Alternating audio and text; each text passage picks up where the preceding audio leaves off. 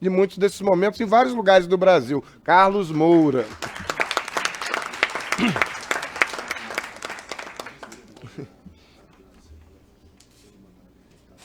Tá. Eu queria agora, então, chamar a minha querida vice-presidente da Comissão Estadual da Verdade da Escravidão Negra da OAB do Rio de Janeiro e que também é secretária-geral da OAB Mulher.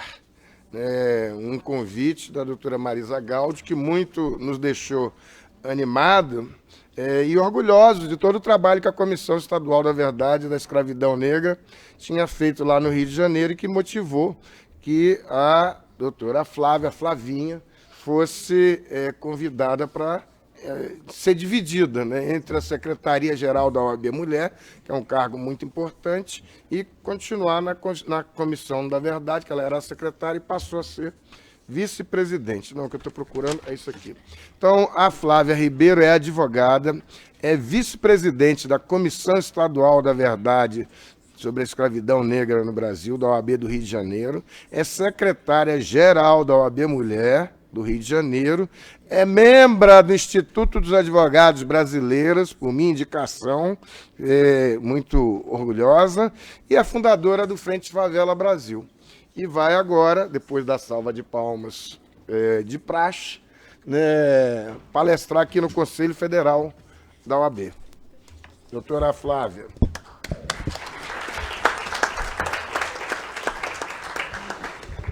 Boa tarde a todas e a todos.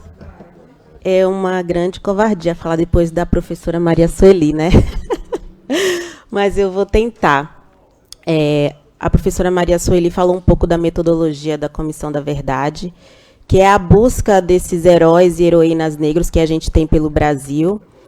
E isso é importante, né? É uma medida de reparação para que a nossa juventude, para que a gente mesmo possa olhar, se espelhar nos nossos heróis e heroínas negros, mas eu também acho que a gente deve fazer um apanhado histórico do negro no Brasil para a gente poder entender o que é a reparação e por que ela é necessária.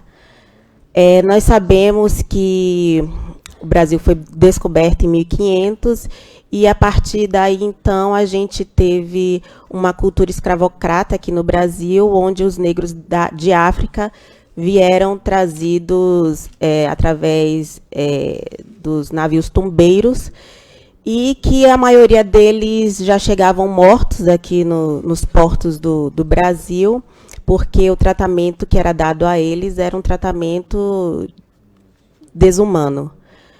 E a gente sabe também que foram trazidos cerca de mais de 5 milhões de negros de África, e a gente tem números de mais de 600 mil mortos nesses trajetos transatlânticos. A gente também conhece a nossa legislação da época do Império.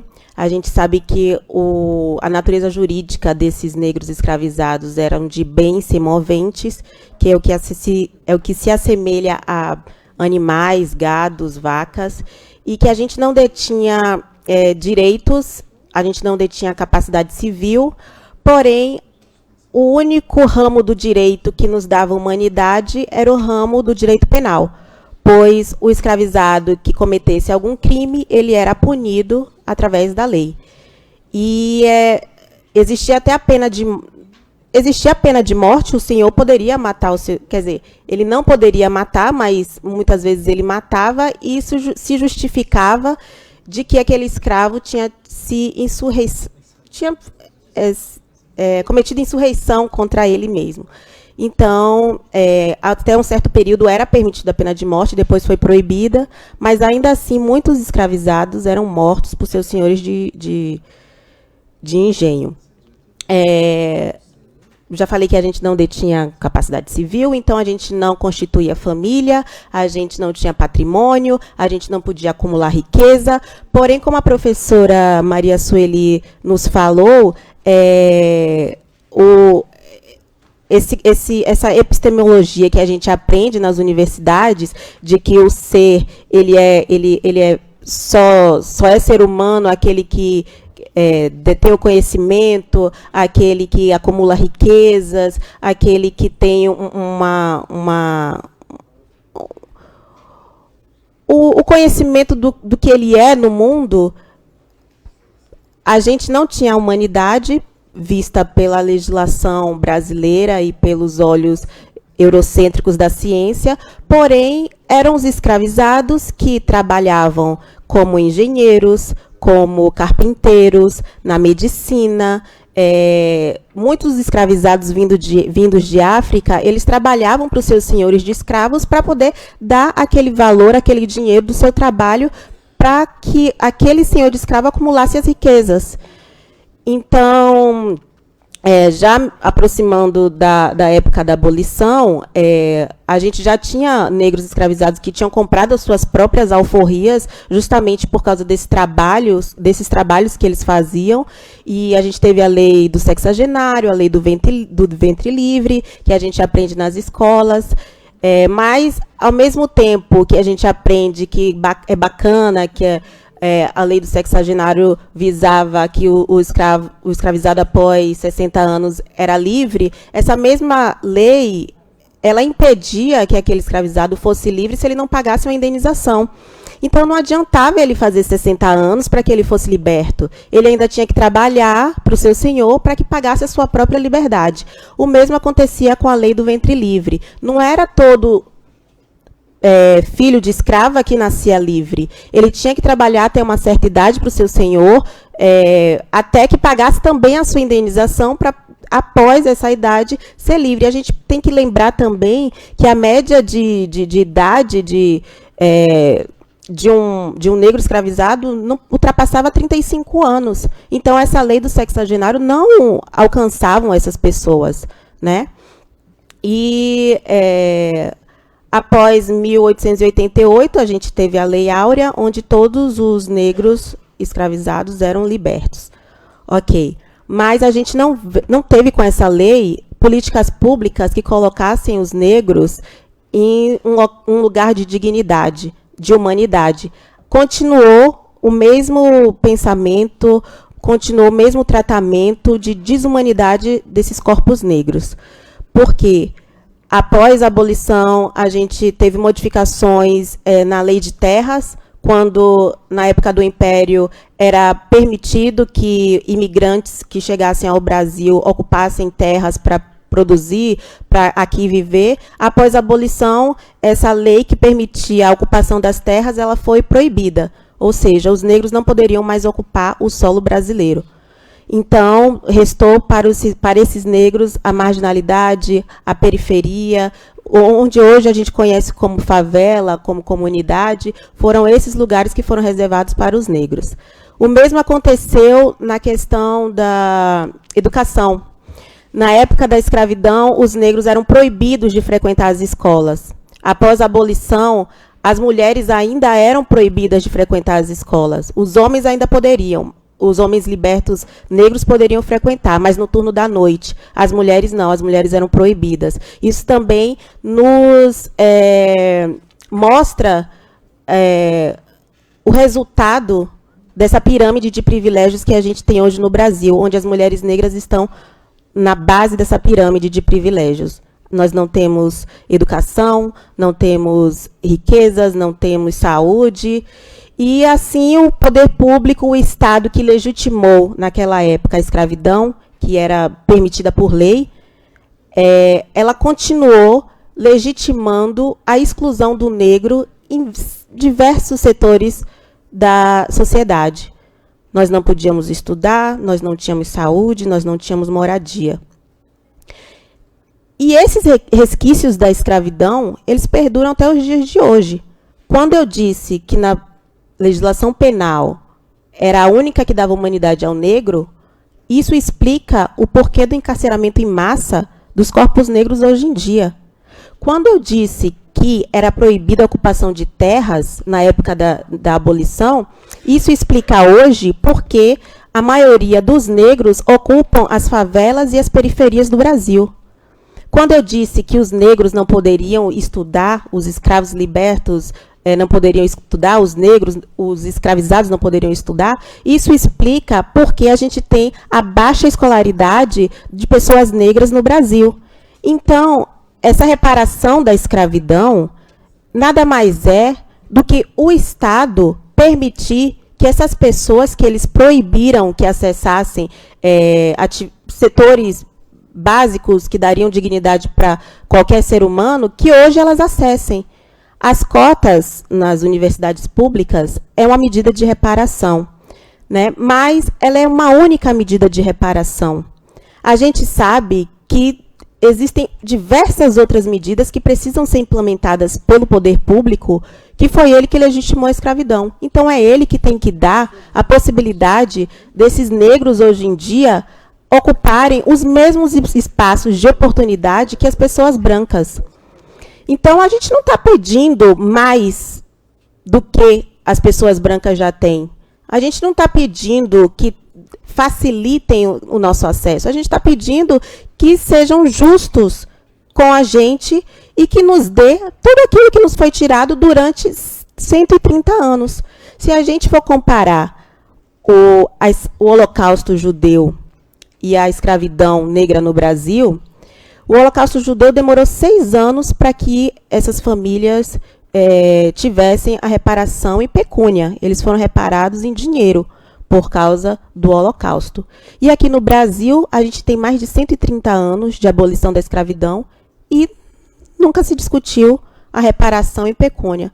Eu sei que seria complicado, porque, como a gente já viu aqui os números, tanto na época do Império como hoje, o número de negros, ele alcança o número de brancos. Então, seria quase que impossível a gente indenizar todas as famílias de negros e todos os negros e pardos hoje no Brasil. Porém, eu acredito que se as pessoas, a sociedade não for convencida do crime de lesa humanidade, como diz o Iedo Ferreira, que a escravidão foi um crime de lesa humanidade porque ela era legitimada pelo Estado, que essas pessoas se convençam que, após 1830, a gente teve a proibição do tráfico negreiro. E após a proibição do tráfico negreiro, foi o período em que mais se traficaram escravos no Brasil. Foi o período que mais entraram negros de África no Brasil. Então, foi uma atividade ilegal. E se a gente considerar o crime de escravidão como lesa humanidade e imprescritível, esse crime ainda está passível de reparação. Essas pessoas que foram traficadas ilegalmente pelos traficantes de escravos e aos olhos cegos do Estado, elas precisam ser reparadas, sim. A gente sabe que a branquitude que se aproveitou do tráfico de escravos enriqueceu com o próprio tráfico, porque as grandes famílias hoje que detêm terras, que detêm poder e dinheiro, são as famílias desses traficantes que enriqueceram na época do tráfico de escravos. Porque muitos fazendeiros da época, eles arrendavam suas fazendas em troca de escravos, porque ter escravo era ser bem visto na sociedade. Você ter escravo, você tinha era mais bem visto do que você ter terras, você ter posses. Porque só quem tinha escravo era quem tinha dinheiro. Então, as pessoas arrendavam suas fazendas em troca dos escravos, e depois não conseguiam pagar, e quem ficavam com suas fazendas eram os próprios traficantes. Então, as pessoas hoje no Brasil que detêm propriedades, riquezas, são aquelas que traficavam escravos. Então, como medida de reparação, nós temos sim que pedir mais ações afirmativas, cotas, tanto nas universidades, na administração pública, mas também a gente tem que fazer um estudo de quem eram essas famílias que traficavam. A gente tem o documentário Menino 23, que mostra que ainda após a abolição, os meninos eram mantidos numa fazenda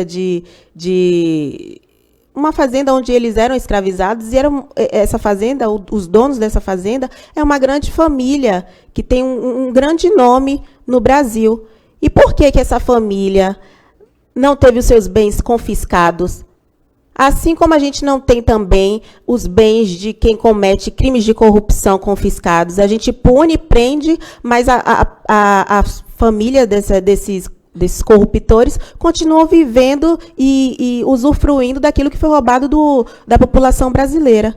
Então, eu acho que a discussão da reparação da escravidão deve ir além das ações afirmativas.